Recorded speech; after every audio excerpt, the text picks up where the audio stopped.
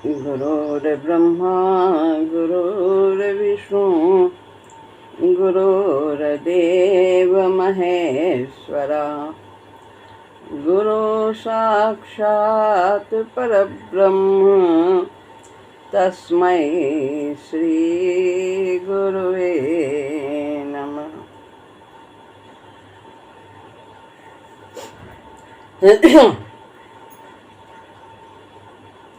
श्रीमद् भगवद गीता अध्याय 9 श्लोक है 30वां।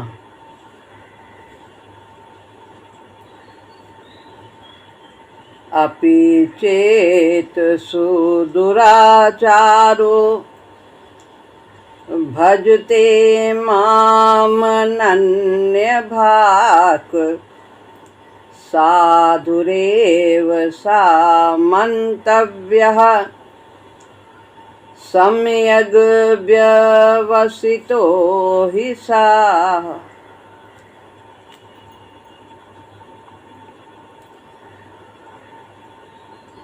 अब इस पद में भगवान भजन करने वालों का विवेचन करते हैं।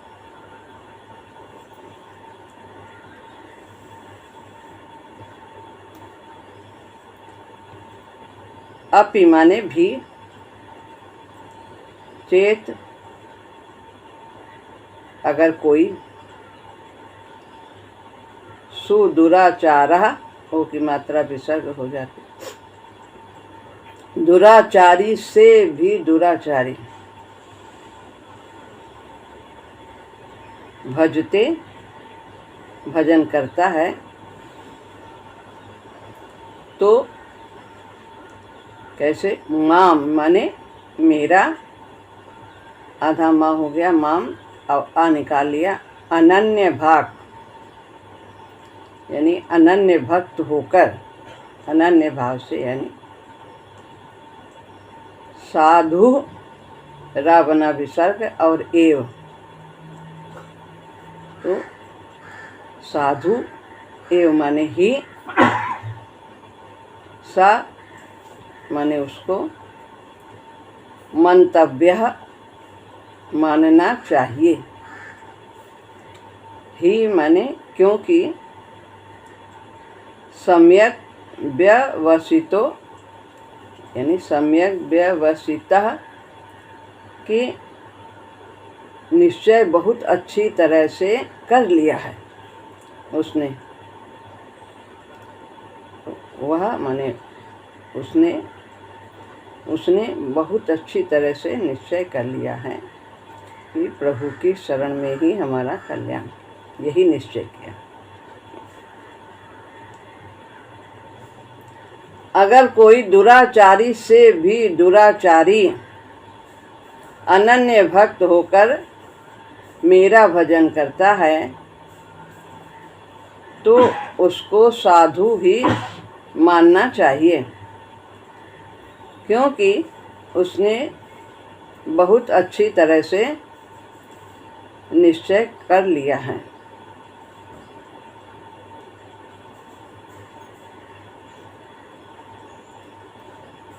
भगवान यहाँ कहते हैं कितना भी उसने पाप क्यों न कर दिया हो, कितना ही बड़ा दुराचारी क्यों न हो, यदि वो मेरी शरण आता है तो मैं उसे साधु बना देता, वो साधु कहलाने के योग्य हो जाता है। जैसे उदाहरण दिया है कि परीक्षा कैसे होती है, कि वो महान है, कोई करोड़पति व्यक्ति है और उसके पास कोई आए, यानी कि उसने यह घोषणा कर दी कि मेरे पास कोई भी आएगा मैं उसको अवश्य उसकी मदद करूँगा, उसे दे दूँगा जो वो कहेगा। कोई भी आए तो उसकी परीक्षा कब होगी कि जब कोई उसके प्रतिकूल आचरण करे, उसको कष्ट पहुँचाए, उसके मन का ना करे, और फिर भी वो उसके पास, करोड़पति के पास आकर के मांगता है कुछ, तब वो उसको दे तो उसकी बात सत्य मानी जाएगी। ऐसे ही भगवान यहाँ कहते हैं, चाहे वो मेरा भजन करे चाहे ना करे, चाहे हमें कुछ भी कहे, चाहे मेरी उपासना करे, तो कैसा भी व्यक्ति क्यों न हो, दुराचारी से भी दुराचारी भी यदि मेरी शरण आता है तो वो साधु कहलाने योग्य हो जाता है। भगवान ये घोषणा करते हैं।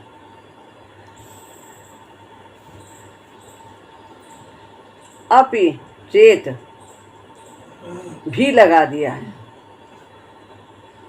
अगर कोई भी, इसका मतलब कोई भी आए, तो यहाँ पर भगवान की कितनी बड़ी उदारता है।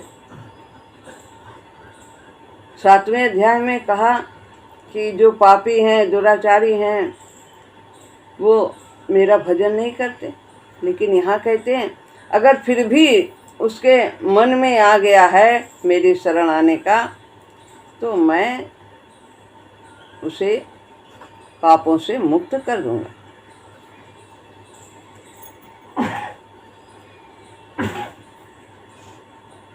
तो वे किसी कारण से भी मेरे भजन करना चाहें तो वो लग सकते हैं, उनके लिए ये रास्ता बंद नहीं है, वो मेरी शरण आ सकते, मेरी तरफ से कोई मनाही नहीं।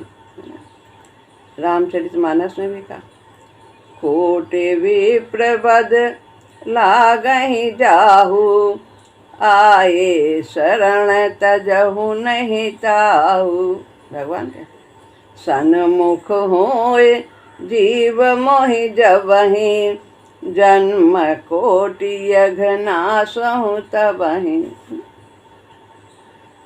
भगवान के सन्मुख होते ही प्रभु की शरण, जैसे जैसे हम बढ़ते चले जाते हैं, हमारे सारे संस्कार क्षीण होते चले जाते, तो कोई रुकावट नहीं है, कैसा भी व्यक्ति हो प्रभु की शरण आ सकता है। क्योंकि किसी भी प्राणी के प्रति, पहले कहा इसके पहले, कि मेरा द्वेष नहीं, कि मेरे साथ उसने ऐसा व्यवहार किया है, मेरा अपकार किया है, तो वो मेरा भजन नहीं कर सकता, ऐसा कुछ नहीं। तो भगवान का किसी के प्रति द्वेष नहीं है, इसलिए हर प्राणी प्रभु की शरण आ सकता है। सुदुराचारो भजते माम नन्य भा। सुदुराचारी का मतलब है दुराचारी से भी दुराचारी, और फिर उसको दूसरा भी भाव लेते हैं सुदुराचारी, ये भी कह सकते हैं कि जिसने बहुत अधिक अत्याचार किया, दुराचरण में रहा है, तो यदि वो भगवान की शरण आ जाता है तो उसे सु लगा देते हैं, फिर भी वो अच्छा ही है कि आया तो जब सब विधि जाने से मरना, तब ताके से रघुनायक चढ़ना। बहुत से ऐसे हैं हाय हाय करते हैं और प्रभु की शरण नहीं आते, दुख में भी नहीं आते हैं। दुख कब आता है? जब हम गलत कार्य करते हैं, तभी दुख आता है।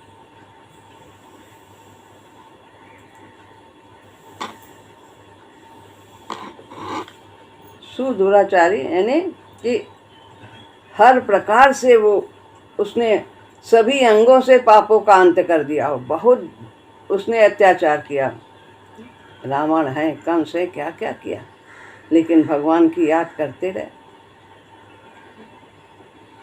एक पल भी उनका विस्मरण नहीं हुआ। तो भगवान तो बस देखते हैं कि याद कर रहे, भाव क्या है, अब जो जैसा शरीर है जिसका, वो उसी प्रकार से तो याद करेगा, ये उनकी दयालुता है। तो दुराचार छूटता ही नहीं जिसका, ऐसा दुराचारी है, वो भी अनन्य भाव से मेरे भजन में लग जाता है कि अब यही कल्याण है, जो कुछ हो गया सो कर लिया, लेकिन अब से हम इसी रास्ते पर चलेंगे, तो मैं उसका उद्धार कर देता हूँ। और ऐसी बात भी नहीं है कि वो दुराचारी है और भगवान की शरण आ गया है तो उससे कभी कोई फिर दोबारा गलती ना हो। नहीं, हो सकती है गलती, संस्कारों वश, परिस्थितियों वश कैसे भी हो सकती है, लेकिन वो प्रभु की शरण है तो उसके आचरण भी बदलते चले जाते हैं।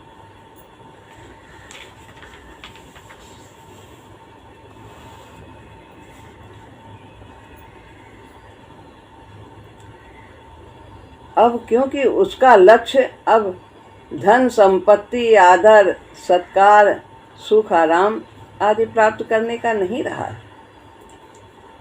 अब वो भगवान को चाहता है।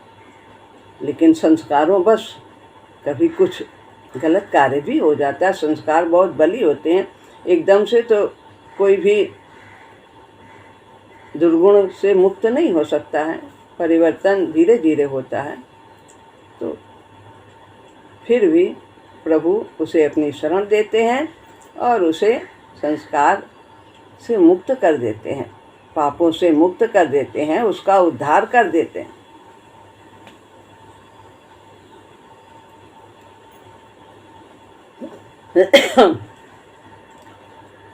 ऐसा दुराचारी अनन्य भाव से भगवान के भजन में लगेगा कैसे?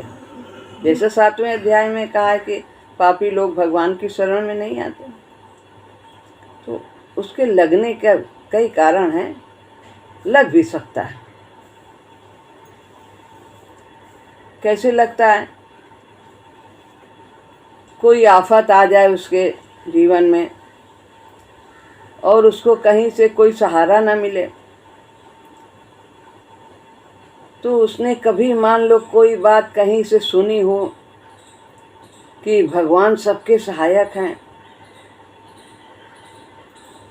तो उसे यह बात याद आने पर वो प्रभु की शरण आ सकता है। जब सारे रास्ते बंद हो जाते हैं, ये आते भी इसी तरह इसीलिए हैं कि अब से सही रास्ते पे आ जाएं, अब से आ जाएं, तो कभी भी वो घड़ी आ सकती है।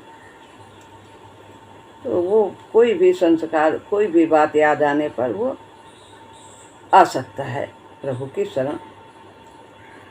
और कभी कभी ऐसा हो जाता है कि दुराचारी व्यक्ति कोई ऐसे वातावरण में पहुंच जाता है जहां वातावरण एकदम शुद्ध होता है,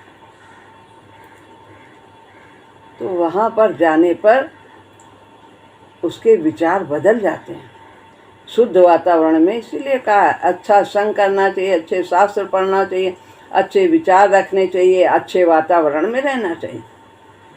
तो वातावरण के प्रभाव से भी उसके अंदर प्रभु के शरण जाने की बात आ सकती है।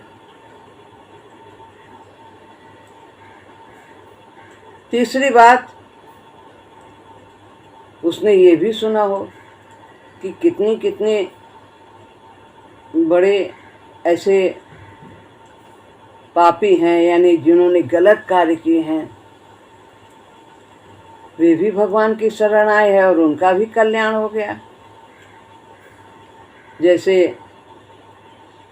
वाल्मीकि हैं, अजामिल हैं, सदन कसाई हैं, ये सब भी भगवान के भक्त बन चुके हैं। तो यदि हमने बहुत पाप भी किया है तो भी हम उनकी शरण जाकर अपना उद्धार कर सकते हैं। तो उनके उदाहरण भी उसको याद आ सकते हैं।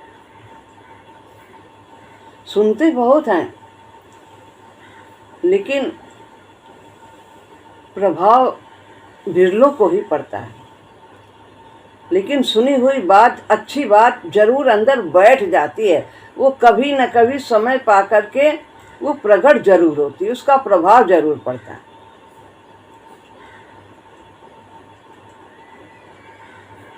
कोई चौथी बात है, कोई प्राणी ऐसी आफत में आ गया जहां उसके बचने की कोई संभावना नहीं है, तो ऐसी घटना विशेष को देखने से उसके भीतर यह भाव पैदा हो जाए कि और वो बच जाता है, कोई बहुत बड़ी घटना हो गई, दुर्घटना, और अचानक वो उस घटना से बच गया, तो सोचता ये चमत्कार हुआ कहाँ से है, जरूर हमें किसी विलक्षण शक्ति ने बचाया है।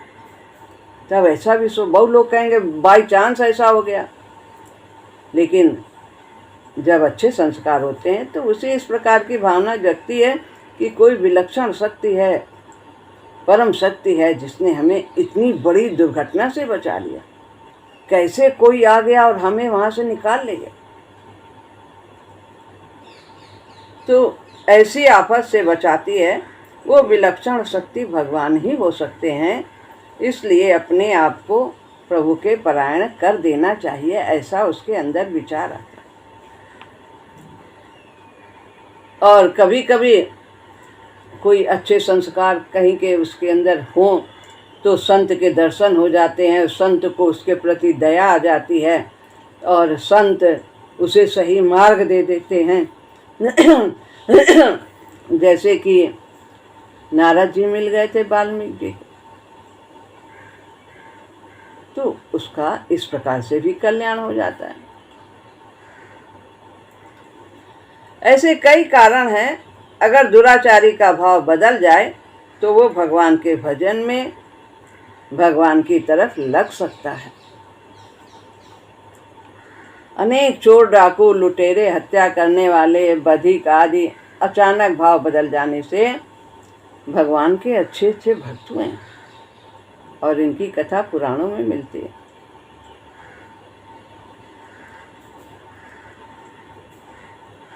और बताते हैं कि जो वर्षों से भजन ध्यान कर रहे हैं उनका भी तत्परता से भगवान में मन नहीं लगता, फिर जो दुराचारी है उसका कैसे लग जाएगा, उसका मन भगवान में तैल धारावत कैसे लगेगा।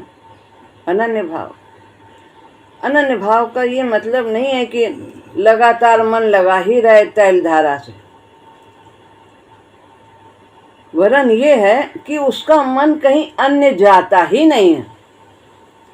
सुमिरन हर समय बना रहे तो ये आरंभ में ऐसा नहीं हो पाता है, लेकिन मन कहीं ना जाए। बस एक तुम ही आधार, प्रभु जी एक तुम ही आधार। सब कुछ पदार्थ आपसे ही है, घटना आपसे ही है, परिस्थिति आपसे ही है, हर कुछ क्रिया भी आपके लिए ही है। तो उसका मन कहीं और जाए ना। अनन्य भाव का मतलब ये है, चाहे अनुकूलता है चाहे प्रतिकूलता है, सब उसकी ओर से आया तो वह अन्य का भजन नहीं करता है। उसका भगवान के सिवाय अन्य किसी का सहारा नहीं है, आश्रय नहीं है, केवल भगवान का ही आश्रय। अनन्य भाव होने में खास बात है, क्या है कि मैं भगवान का ही हूँ ही और भगवान ही हमारे हैं। दोनों में ही एव एव, गीता में कितनी जगह एव आया। भी नहीं होना चाहिए, ही होना चाहिए। भी माने तुम भी हो, तुम भी हो, तुम भी हो, सब हो मेरे। ये भी हैं, सरस्वती जी भी, गणेश जी भी, और वो भी, और कितने देवता हैं, तुम भी, तुमसे भी मांग लेंगे, तुमसे भी मांग लेंगे, तुमसे नहीं। कहना भी होगा तो बस तुम ही से कहूँगा। तो ये है अनन्य भाव होने में खास बात है कि मैं भगवान का ही हूँ और भगवान ही मेरे। उन्हीं के नाते से सारे नाते, सब व्यवहार उन्हीं के लिए ही होते हैं। इस प्रकार अपनी अहमता को बदल देना कि मेरा भी कोई अस्तित्व है, मेरे पास मन है, बुद्धि है, धन है, मैं इतना योग्य हूँ, मेरा ऐसा ऐश्वर्य है, तो ये अहंकार, यह भाव होने से बदलता चला जाता है। और अहंकार तिरोहित होने से जितनी जल्दी शुद्धि होती है, वो जप तप यज्ञ दान आदि ये सब कितने भी मंत्र तरह तरह के जप लो, उससे नहीं। तो ये इसीलिए प्रभु की शरण है, प्रभु का सुमिरन है, जिससे हमारे अंदर का अहंकार समाप्त होता चला जाता है और सर्वत्र प्रभु की ही सत्ता प्रतीत होती है। अहंकार को मिटाते कैसे हैं, ज्ञान मार्गी कैसे मिटाते हैं कि मैं तो कुछ करता ही नहीं, मैं तो आत्मा हूँ, मैं हूँ साक्षी, मैं तो देखने वाला हूँ, तो फिर और मैं चेतन हूँ, ये सारा संसार जड़ है, हमारा इनसे कोई संबंध नहीं है, हमारा तत्व अलग है, उनका तत्व अलग है, संसार का एक नित्य है, एक अनित्य है, मैं तो केवल देखने मात्र का कार्य करता हूँ, साक्षी हूँ, भगवान देखते हैं सब साक्षी होकर के कौन क्या कर रहा है, मैं भी उन्हीं का अंश हूँ। तो इस प्रकार ये भाव कर्तापन के भाव को दूर कर देता है, और जब कर्तापन नहीं है तो फिर अहंकार भी नहीं होगा। तो सांख्य योगी इस प्रकार से करता है। और कर्मयोगी कहता है कि जैसे कहता है कि मैं पुत्र हूँ, ये मेरे पिता हैं, यानी पुत्र का कर्तव्य क्या है कि पिता के लिए वो अपना कर्तव्य निभाए, जो उसका कर्तव्य, और पिता अपने कर्तव्य का पालन करता है। तो कोई किसी पर कोई एहसान नहीं करता है, वो ये नहीं देखता है व्यक्ति कर्मयोगी कि वो हमारे लिए करता है कि नहीं करता, पर मुझे करना चाहिए, मुझे अपने कर्तव्य का पालन करना चाहिए, मेरे प्रति कौन क्या करता है ये उसका भाव नहीं होता है।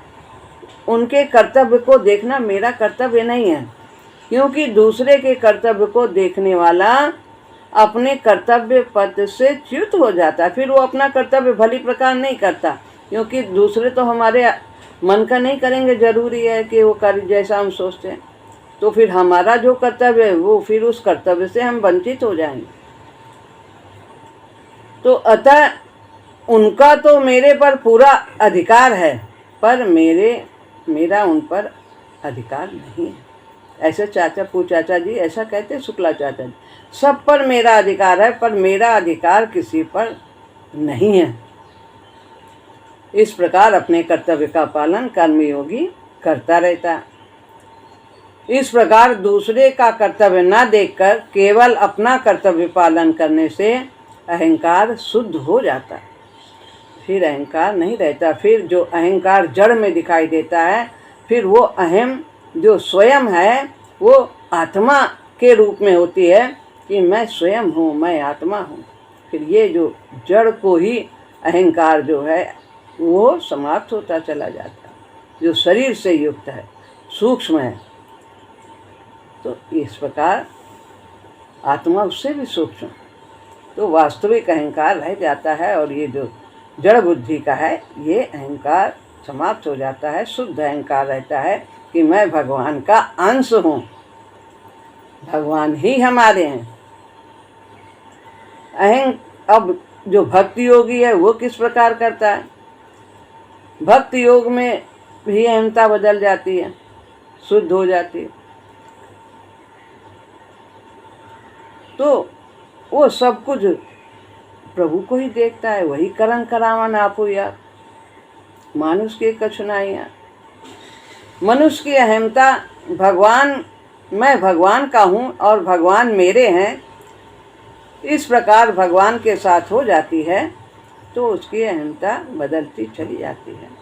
तो यही भाव रखता है भक्त योगी कि मैं भगवान का हूँ। गले राम की जेवरी और जित खींचूं तित जाए, जहाँ चाहे जहाँ ले जाए, जैसे चाहे रखें, क्यों, उन पर विश्वास है, वो हमारा हित ही करेंगे, कैसी भी स्थिति क्यों ना आए।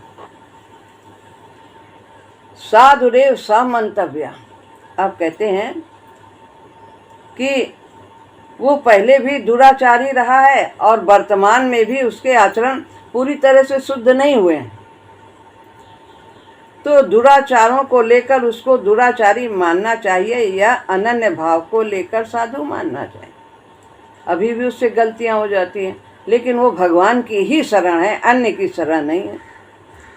तो भगवान कहते हैं नहीं, उसे कैसा भी यदि गलती भी हो जाती है और उसने मेरी शरण ले ली है तो उसे साधु ही मानना चाहिए। उसके पिछले कर्म को भी नहीं देखना चाहिए, और वर्तमान में भी यदि कुछ हो जाता है संस्कारों बस, तो वो धीरे धीरे निर्मल हो रहा है। एकदम से स्कूल में जाने से कोई एमए थोड़ी ना पास कर ले। तो भगवान कहते हैं उसको तो साधु ही मानना चाहिए। यहाँ विधि वचन है, चाहिए लगा दिया भगवान ने। मंतव्य, चाहिए, क्या करना चाहिए, ये करना चाहिए, क्या करना चाहिए। चाहिए का मतलब हमें ऐसा करना ही है, यही हमारे लिए उपयुक्त है।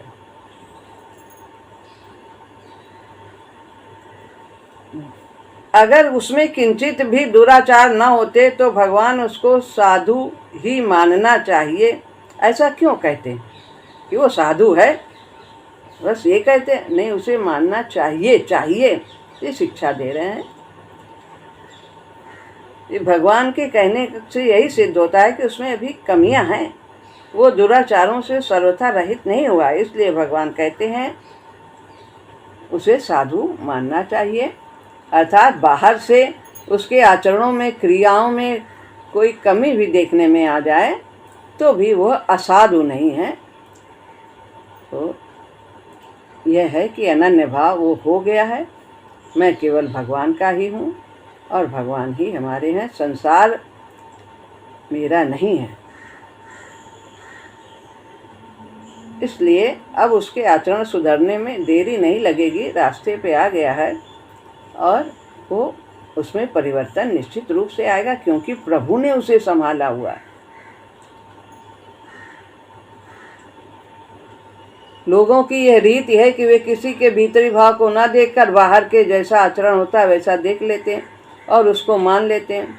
जैसे एक आदमी वर्षों से परिचित है और अच्छा भजन कर रहा है, अच्छे आचरण वाला है, पर एक दिन देखा कि कहीं से वो निकल रहा है, तो रात देखा कि वेश्या के घर से निकल रहा, तो लोगों के मन में भ्रम आ गया। गलत बात भी जो है उनके अंदर आ जाती है कि ये देखो वहाँ से निकला।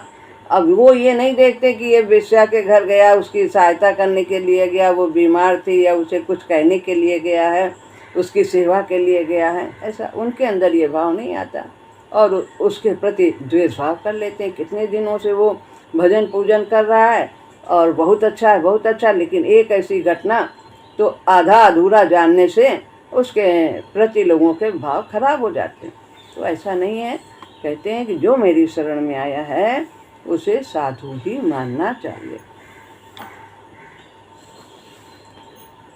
वो दया पर वश होकर वेश्या को शिक्षा देने के लिए भी गया, उसके सुधार के लिए गया, उसकी तरफ उसकी दृष्टि नहीं जाती लोगों की। जिनका अंतःकरण मैला हो वो मैलेपन की ही बात करके अपने अंतःकरण को और मैला कर लेते हैं और दूषित कर लेते हैं। तो उनका अंतःकरण दूषित बातों को ही पकड़ता है, परंतु उपयुक्त दोनों प्रकार की बातें होने पर भी भगवान की दृष्टि मनुष्य के भाव पर ही रहती है, आचरणों पर नहीं रहती। भगवान कैसे हैं, दयालु हैं। राहते न प्रभु चित चूक किए की, अकरत सुरति सै बार ही की, जनय अवगुण प्रभु मान न काहू, दीन बंधु अति मृदुल स्वभाव। वो अपने जन की जो अगर कोई गलती हो जाती है, चूक हो जाती है, तो उसको दिल पे नहीं रखते, और अगर कोई अच्छा हो जाता है उससे के द्वारा तो उसकी बार बार सराहना करते हैं, बार बार सराहना करते हैं।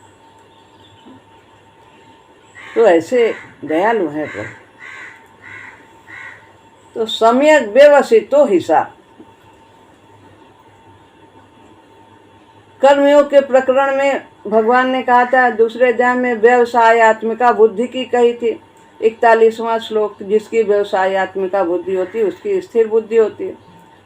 लेकिन यहाँ उसने बुद्धि से भी बढ़कर उसने आत्मा में ये बैठा लिया है कि मैं भगवान का ही हूँ और भगवान ही हमारे हैं। बुद्धि में तो परिवर्तन होता जरूर, बुद्धि का प्रभाव पड़ता है व्यक्ति पर, लेकिन जब उसके आत्मा में ये बात बैठ जाती है कि मैं भगवान का ही हूँ और भगवान ही हमारे हैं, तो उसमें कोई परिवर्तन होने की बात ही नहीं होती है। उसने भली प्रकार तो आत्मा में ही स्थिर होती है ये बात। मन बुद्धि तो परिवर्तनशील है। तो इस प्रकार उसने ये स्वयं में ये निश्चित कर लिया है कि यहीं पर मेरा कल्याण है, प्रभु की शरण आने में ही। तो इस बात ऐसा होने पर तो कहना ही क्या। तो जहाँ बुद्धि का निश्चय है वहाँ निश्चय तब तक एक रूप नहीं रहता है। जब स्वयं जीव में इस बात का निश्चय हो जाता है तो वो बात एकदम निश्चित रूप से उसके मन में, उसके जीवन में बैठ जाती है। तो जैसे सत्संग स्वाध्याय के समय मनुष्यों का ऐसा निश्चय होता है कि अब तो हम केवल भजन करेंगे, ये बुद्धि में है, परंतु ये निश्चय सत्संग से बाहर आए तो फिर थोड़ा इसमें डगमगा जाते हैं, फिर उसी में लग जाते हैं संसार में। परंतु जब ये बात जब बुद्धि में है, लेकिन जब ये आत्मा में बैठ जाती है तो एक ही ध्येय होता है, फिर शमशान वैराग्य नहीं होता। एक निश्चित लक्ष्य उसके सामने दिखाई देता है और वो उसी लक्ष्य की ओर बढ़ता चला जाता है। तो इसलिए भगवान कहते हैं कि उसको साधु ही मानना चाहिए, क्योंकि उसने स्वयं में ये निश्चय कर लिया है कि मुझे प्रभु की ही शरण रहना है। कैसा भी हूँ, जैसा भी हूँ, प्रभु की शरण रहना। तो उस फिर आगे कहेंगे वो बहुत जल्दी महात्मा बन जाएगा, क्योंकि उसके अंदर ये बात बैठ गई है। तो उसको महात्मा बनने में देर नहीं लगेगी। पहले तो साधु बनेगा, फिर वो महात्मा भी बन जाएगा। भक्ति योग की दृष्टि से संपूर्ण दुर्गुण दुराचार भगवान की विमुखता पर ही टिके। जब भगवान के सम्मुख हो जाता है, अनन्य भाव हो जाता है, तो वे सभी दुर्गुण दुराचार अति शीघ्र ही समाप्त हो जाते हैं, मिट जाते हैं। तो यहाँ पर ये श्लोक बहुत ही अच्छा है। भगवान ने बताया कोई भी है, कैसा भी व्यक्ति है, वो मेरी शरण आ सकता है। सभी के लिए मेरे पास आने के दरवाजे खुले हुए हैं। श्री राम।